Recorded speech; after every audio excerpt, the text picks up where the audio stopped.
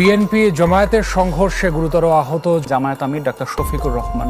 জাতীয় সংসদের বিরোধী দলীয় নেতাও জামাত ইসলামের আমির ডাক্তার শফিকুর রহমান মারা গেছেন। ইন্না লিল্লাহি ওয়া ইন্না ইলাইহি রাজিউন। তার বয়স হয়েছিল ৭৮ বছর। ডাক্তার শফিকুর রহমানকে বলতে চাই, যা কিছু বলবেন মাথায় রেখে বলবেন। ১৯৭১ সালের কথা চিন্তা করে কথা বলবেন।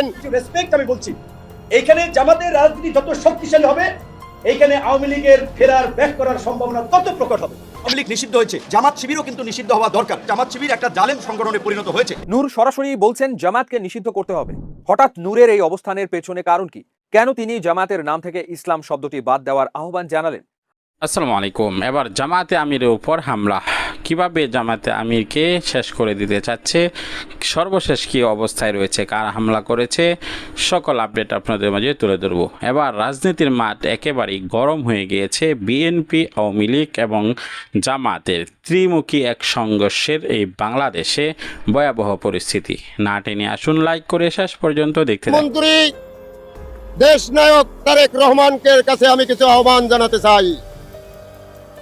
সেই আহ্বানটা হয়েছে ১৯৭১ সালে যারা আমাদের ২ লক্ষ মা বোনের ইজ্জত নষ্ট করছে, এই বাংলাদেশ কোনো অগ্রসর শক্তির বাংলাদেশ নয়, এটা কোনো রাজাকারের বাংলাদেশ নয়, এটা বীর মুক্তিযোদ্ধার বাংলাদেশ।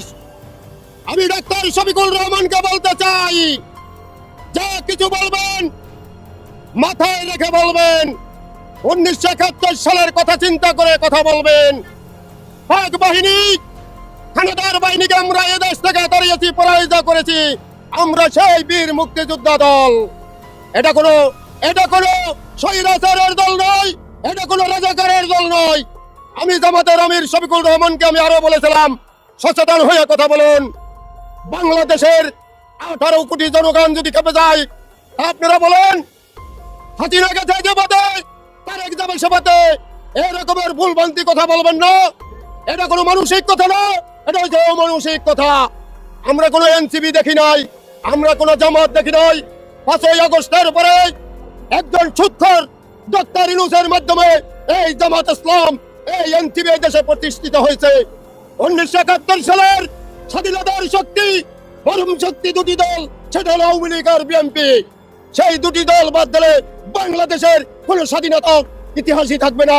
গণভোট নিয়ে আপনারা অনেক কথা বলেন, আমরা গণভোট চিনি না। আমরা তারেক রহমানকে বলতে চাই, আপনি এমনই একজন সন্তান, যে শহীদ রাষ্ট্রপতি জিয়াউর রহমান এই দেশে না হলে বাংলাদেশ স্বাধীন হতো না। পার্বত্য চট্টগ্রামে আমি দেখেছিলাম, শহীদ রাষ্ট্রপতি জিয়াউর রহমান ঘোষণা দিয়েছিলেন বাংলাদেশ স্বাধীন হয়ে গেছে। এই হলো শহীদ রাষ্ট্রপতি জিয়াউর রহমানের সন্তান জনাব তারেক রহমান। আপনি লন্ডনে বসে যে হুঙ্কার দিয়ে কথা বলেছিলেন, এই দেশের মানুষকে জেগে তুলেছিলেন, সেইভাবে কোন স্বৈরাচার, কোন রাজাকারদের ভয়ে আপনি পিছপা হবে না। এই দেশের ১৮ কোটি জনগণ আপনার সাথে আছে। জামাত যদি গণভোট নিয়ে, এনসিপি যদি গণভোট নিয়ে রাস্তায় নামে, আমরা শেখ হাসিনার জন্য যেভাবে রাস্তায় ঢল নেমেছিল সাধারণ মানুষের, ওইভাবে প্রতিটি মানুষ জামাত এনসিপিকে প্রতিহত করবে ইনশাল্লাহ। আরে জামাত ওই পুঁটি মাছের মতো ফাল মেরেন না। কই একটা পুষ্কুনির ভিতরে যদি ৫০০ কই মাছ থাকে, ও কিন্তু ফাল মারে না। আর যদি একটা কোন রকমের একটা ভেদা মাছ থাকে, বাকি একটা খলসা মাছ থাকে, ওই একটা খলসা মাছ কিন্তু সারা পুষ্কুনিটাকে উজাই লয়। মনে হয় কি পুষ্কুনিতে অনেক কই মাছ আছে, এটা ভুল ধারণা। কই মাছ কখনো ফাল মারে না, কই মাছ চুপ করে থাকে। আর আপনারা ওই খলসা মাছের মতো ফাল মেরে বড় বড় কথা বলেন, স্বাধীন দেশে বসবাস করার ইতিহাস দিয়েছে শহীদ রাষ্ট্রপতি জিয়াউর রহমান। আপনাদের নিমন্ত্রণ দিয়েছে শহীদ রাষ্ট্রপতি জিয়াউর রহমান, দেশ নেত্রী বেগম খালেদা জিয়া, আকস্মিক নেত্রী, জনগণের নেত্রী। আওয়ামী লীগ নিষিদ্ধ হয়েছে, জামাত শিবিরও কিন্তু নিষিদ্ধ হওয়া দরকার। জামাত শিবির একটা জালেম সংগঠনে পরিণত হয়েছে। এই জামাত শিবিরের মধ্যে চাঁদাবাজ গ্রুপ তৈরি করা হয়, এই জামাত শিবিরের মধ্যে সাইবার বাহিনী তৈরি হয়। আপনারা শুনেছেন বট বাহিনীর কথা। তাদেরকে প্রশিক্ষণ দিয়ে যে তারা মারা গেলে তারা বেহেশতে চলে যাবে। সারা দেশের কর্মকাণ্ডটা দেখাচ্ছে যে জামাত শিবির একটা জালেম সংগঠনে পরিণত হয়েছে। এই উগ্রবাদী, এই ধর্মীয় বিভ্রান্ত সৃষ্টিকারী জামাত শিবির গোষ্ঠীকে সর্বস্তরের জনগণের এখন থেকে প্রতিরোধ এবং প্রতিহত করতে হবে। কারণ এই জামাত শিবির ভাইরাসের মতো যত ছড়িয়ে যাবে এই সমাজ এবং এই দেশের জন্য তত ক্ষতি বয়ে আনবে। তো সেই জায়গা থেকে আমরা আজকে পরিষ্কারভাবেই মনে করি যে ২৪-এর এই গণ অভ্যুত্থানের গণহত্যার কারণে আওয়ামী লীগ নিষিদ্ধ হয়েছে। 71-এ কিন্তু এর চেয়েও ভয়াবহ গণহত্যা, লুটপাট, গণধর্ষণ হয়েছে। সেই 71-এর গণহত্যা, গণধর্ষণ এবং লুটপাটের কারণে জামাত শিবিরও কিন্তু নিষিদ্ধ হওয়া দরকার।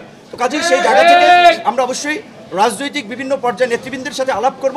এই জামাত শিবির এবং আওয়ামী লীগ এই একই ধরনের ফেসিস্ট।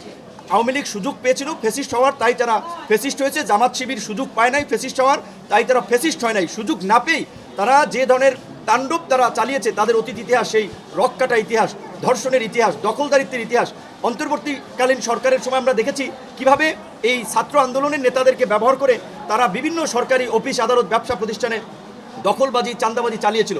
এবং এই 6 মাসে তারা সরকারকে মূলত ব্ল্যাকমেইল করে, সরকারকে বিপদে ফেলে, সরকারের উপরে চাপ তৈরি করে তারা তাদের রাজনৈতিক ধান্দা হাসিল করতে চায়। ইসলামী ব্যাংক দখলে নিতে চায়, এরকম আর্থিক প্রতিষ্ঠান, বিভিন্ন প্রতিষ্ঠানে তাদের লোকজন শেয়ার নিতে চায়, একটা ভাগ বাটোয়ারা তারা চায়, প্রকৃত অর্থে ক্ষমতার ভাগ বাটোয়ারা। কাজেই এই জামাত শিবিরকে কোনোভাবেই সুযোগ দেওয়া যাবে না। এরা সুযোগ দিলে ভবিষ্যতে এই দেশ তথা এই জাতির জন্য একটা ভয়ঙ্কর বিপর্যয় ডেকে নিয়ে আসবে। তাই আমি সকল পর্যায়ের রাজনৈতিক দলের নেতৃবৃন্দকে আমি আহ্বান জানাবো, আওয়ামী লীগ এই 24-এর গণহত্যার আমরা এখন নতুন করে শুনতেছি যে মানে আওয়ামী লীগ তো আমাদেরকে নিষিদ্ধ করেই গেছে, এখন যদি বিএনপি আমাদেরকে নিষিদ্ধ করে দেয় তাহলে আমাদের কি হবে। তা আমরাও বলি যে আওয়ামী লীগ নিষিদ্ধ করেছিল, আমাদের নিষিদ্ধ করলে কি হবে ওইটা পরে দেখেন, আগে দেখেন যারা আমাদের নিষিদ্ধ করেছিল তাদের কি হয়েছে।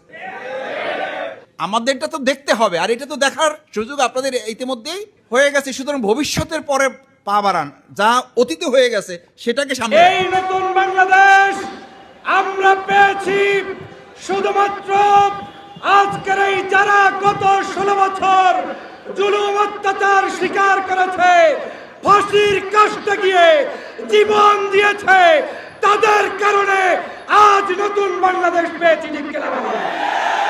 অতএব ওই সাইদি, নিজামী, কাদের মোল্লা, আলী আহসান মুজাহিদদের রক্ত বৃথা যেতে পারে না, পারে না, পারে না। আজকে জামাত ইসলামকে জুলাই মাসে নিষিদ্ধ করতে গিয়ে শেখ হাসিনা নিষিদ্ধ হয়ে বাংলাদেশ থেকে দুপুরের খাবার না খেয়ে পালিয়ে যেতে বাধ্য হয়েছে। অতএব মাননীয় প্রধানমন্ত্রী জনাব তারেক রহমান, আমরা জিয়া পরিবারকে সম্মান করি, শ্রদ্ধা করি, দেশ প্রেমিক হিসাবে তাদেরকে আমরা জেনেছি, কিন্তু বর্তমান সময়ে জামাত শিবিরের বিরুদ্ধে আপনাদের যদি কোনো প্রচেষ্টা অব্যাহত থাকে তার কালো হাত আমরা জনতা ভেঙে দিব। পূর্ণ ভিডিওটি দেখলেন, বুঝতে পেরেছেন ভিডিওটি অত্যন্ত গুরুত্বপূর্ণ। আমরা ব্রেকিং নিউজ, তাজা খবর, আপডেট টপিকগুলো আপনাদের মাঝে শেয়ার করি। সকাল আপডেট এবং ব্রেকিং নিউজগুলো সর্বপ্রথম পাওয়ার জন্য আমাদের চ্যানেলটিকে সাবস্ক্রাইব করে দিবেন। বিদায় নিচ্ছি, দেখা হবে অন্য ভিডিওতে। আসসালামু আলাইকুম ওয়া রাহমাতুল্লাহ।